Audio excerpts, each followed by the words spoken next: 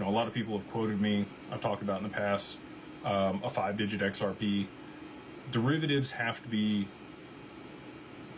on-chain, and they need to be settled through XRP for that type of price to be reached.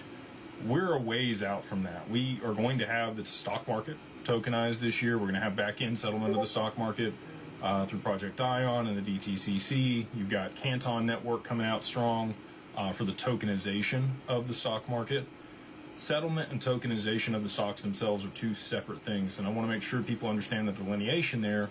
When I went to Swell this year, we got to watch Monica Long interview the president of NASDAQ, and when she did, she talked about exactly this: back-end settlement, reconciliation of the trades on the stock market. And that is the first application for distributed ledger technology that they are going to use. Again, Project Ion, developed in cooperation between DTCC and R3 is finalized and been running in tandem since August of 2022.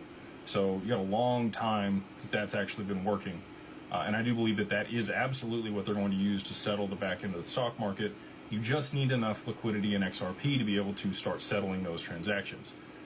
This all goes back again to the domino theory. If you guys have been living under a rock, just at a high level before we get into the questions, because I have a really good super chat here.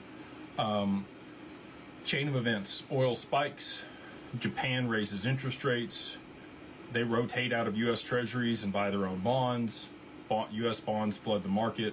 We have the stablecoin bill passed here in the U.S., so we have banks and institutions that will soak up those treasuries as they flow onto the market because the demand here for issuing stablecoins will be high. It's around $2.3 trillion total globally.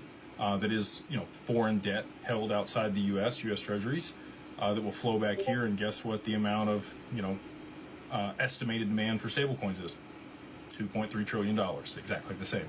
So that'll be shored up. It'll shore up the bond market. But with the reverse carry trade unwinding at scale, you're going to see a haircut across markets. Anything risk on, risk off, it's not going to matter where your money is. There's going to be a repricing. So gold, again, I'm going to be unpopular. Same thing with silver. I think you're going to see a 50% drawdown in both. I've called for, $2,000 or $2,100 gold. I think maybe that's a bit aggressive. Now that we're at 4,500, I was making those calls around, 4,000. So it could be, $2,250, $2,300 gold. But I do think it's going to be a big drop. And then also, as they shore things up with COMEX here this year, January 1st, 2027 is when UK adopts Basel III.